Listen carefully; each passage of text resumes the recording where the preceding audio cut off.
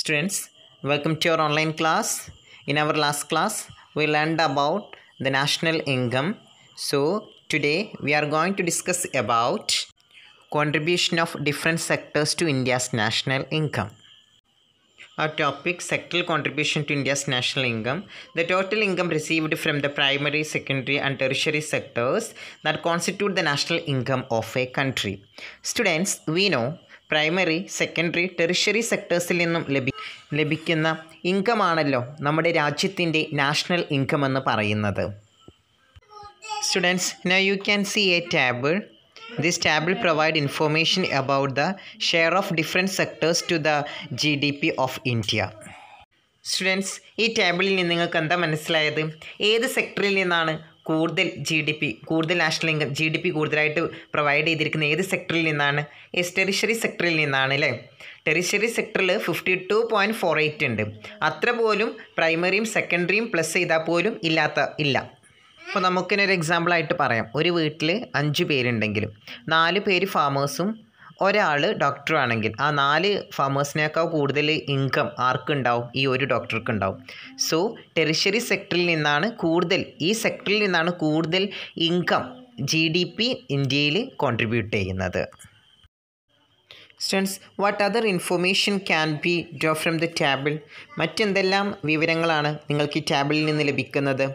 Yes, ഇന്ത്യയുടെ national ഇൻകത്തിലെ different സെക്ടേഴ്സിലെ കോൺട്രിബ്യൂഷൻ കാണുന്ന ഒരു പുതിയ ട്രെൻഡ് എന്ന് പറയുന്നത് സർവീസ് സെക്ടറിൽ അഥവാ ടെറിഷറി സെക്ടറിൻ്റെ വളർച്ചയെയാണത് സൂചിപ്പിക്കുന്നത്. പ്രൈമറി സെക്ടറിനെയും അതുപോലെ തന്നെ ടെറിഷറി സെക്ടറിനെയും പിന്തള്ളി ഏതാണ്? നമ്മുടെ ടെറിഷറി സെക്ടറാണ് നമ്മുടെ നാഷണൽ ഇൻകത്തിലേക്ക് കൂടുതൽ കോൺട്രിബ്യൂട്ട് നൽകുന്നത്. അപ്പോൾ ആദ്യം പ്രൈമറി സെക്ടറിനെ അഥവാ കൃഷിയൊക്കെ പിന്തള്ളിയിട്ട് ടെറിഷറിയും സെക്കൻഡറിയുമാണ് നാഷണൽ ഇൻകത്തിലേക്ക് കൂടുതൽ വിഹിതം നൽകുന്നത്. ഈ ടെറിഷറിയും സെക്കൻഡറിയിലും തന്നെ ഏറ്റവും കൂടുതൽ ഇൻകം കോൺട്രിബ്യൂട്ട് ചെയ്യുന്നത് ഏതിൽ നിന്നാണ്?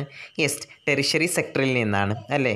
So the recent trend in the contribution of different sectors to national income of India that we can show an increase in the growth of the service sector.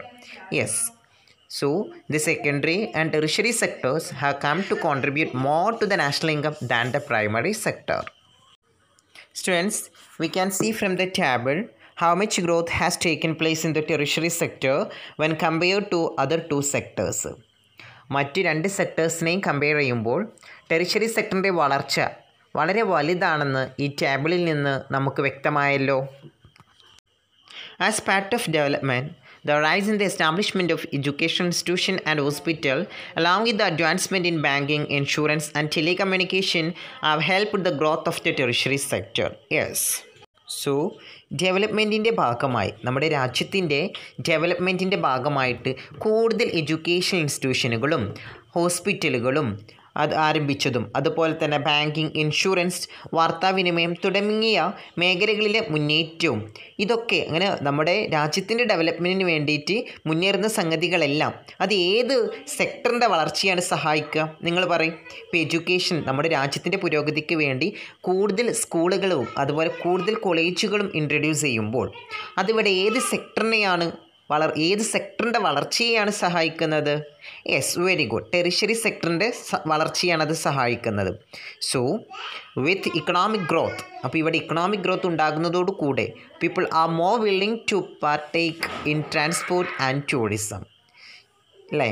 അപ്പോൾ ഇവിടെ സാമ്പത്തിക പുരോഗതി, ഇക്കണോമിക് ഗ്രോത്ത് ഉണ്ടാകുന്നതോടെ ഗതാഗതം, വിനോദസഞ്ചാരം എന്നിവയ്ക്കും ജനങ്ങൾ കൂടുതൽ എന്ത് ചെയ്യുന്നുണ്ട്? തയ്യാറാകുന്നുണ്ട്. So development of knowledge based industries has also helped in the growth of tertiary sector. നമ്മുടെ development of knowledge based industries, അപ്പോൾ ഇവിടെ എന്താണ്? നമ്മുടെ നോളജുമായി ബന്ധപ്പെട്ട ഇൻഡസ്ട്രീസ് ഇത് ഏതിൻ്റെ വളർച്ചയ്ക്ക് കാരണമാകുന്നുണ്ട്? ടെറിഷറി സെക്ടറിൻ്റെ വളർച്ചയ്ക്ക്. So the development of knowledge based industries has also helped in the growth of tertiary sector. Growth of knowledge സെക്ടറിൻ്റെ വളർച്ച, അറിവധിഷ്ഠിത മേഖല അഥവാ നോളജ് സെക്ടറിൻ്റെ ഗ്രോത്ത് എങ്ങനെയാണെന്ന് നോക്കാം. So the knowledge sector is the sector which efficiently uses knowledge and technology to attain economic growth. Economic growth കൈവരിക്കുന്നതിനായി അറിവും ടെക്നോളജിയും അല്ലേ അറിവും ടെക്നോളജിയും സാങ്കേതികവിദ്യയും ഫലപ്രദമായി പ്രയോഗിക്കുന്ന ഒരു സെക്ടർ മേഖലയാണ് എന്ത് എന്ന് പറയുന്നത്? നോളജ് സെക്ടർ എന്ന് പറയുന്നത്. So students, what is knowledge sector? Yes, knowledge sector is the sector which efficiently uses knowledge and technology. ഇവിടെ എഫിഷ്യൻ്റ്ലി യൂസ് ചെയ്യുന്നുണ്ട് ഏതിനൊക്കെ? ടെക്നോളജിയെയും നോളജിനെയും. For what? To attain economic growth.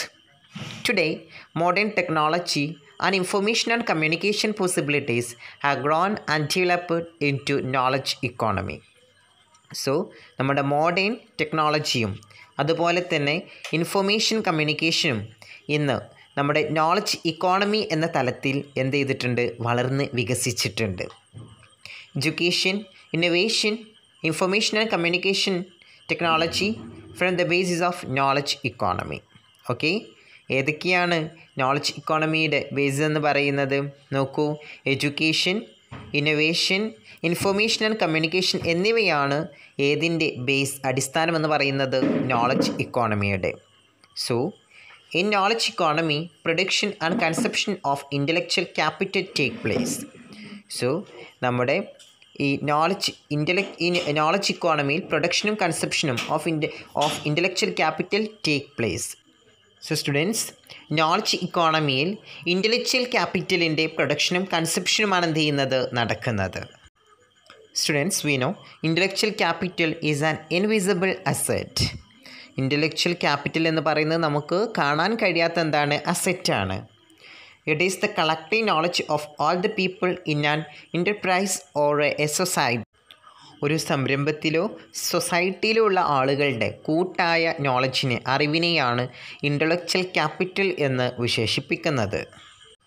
Students, we can check which are the favorable factors which can help in India grow further in this knowledge sector. Yes, which one is the first one, my dear students? Yes, human resource, including technical experts who are well versed in the English language. Second one, wide domestic market. Then the third one, strong private sector. Fourth one, development of science and technology. അപ്പോൾ എന്താണ് ഇവിടെ പറയുന്നത്? ഈ knowledge sector ഇങ്ങനെ വളരാൻ, മുന്നേറാനുള്ള അനുകൂലമായിട്ടുള്ള സാഹചര്യങ്ങൾ എന്തൊക്കെയാണ് ഇന്ത്യയിലുള്ളത് എന്നാണ് നമ്മൾ പറയുന്നത്. ഒന്നാമത്തത്, ഇംഗ്ലീഷ് ഭാഷയിൽ കഴിവ് നേടിയ സാങ്കേതിക വിദഗ്ധരുള്ള ഒരു ഹ്യൂമൻ റിസോഴ്സ്, മാനവവിഭവം. അപ്പോൾ ഒരുപാട് ആളുകൾക്ക് ഇംഗ്ലീഷിലൊക്കെ നല്ല നോളജുള്ള, ഇംഗ്ലീഷ് ലാംഗ്വേജിലൊക്കെ നല്ല അറിവുള്ളവരാണ്. അത്തരത്തിലുള്ള ടെക്നിക്കൽ എക്സ്പേർട്ട് ഇൻക്ലൂഡ് ചെയ്തിട്ടുള്ള ഹ്യൂമൻ റിസോഴ്സസ് അത് നോളജ് സെക്ടറിൻ്റെ വളർച്ചയ്ക്ക് എന്ത് ചെയ്യുന്നുണ്ട്?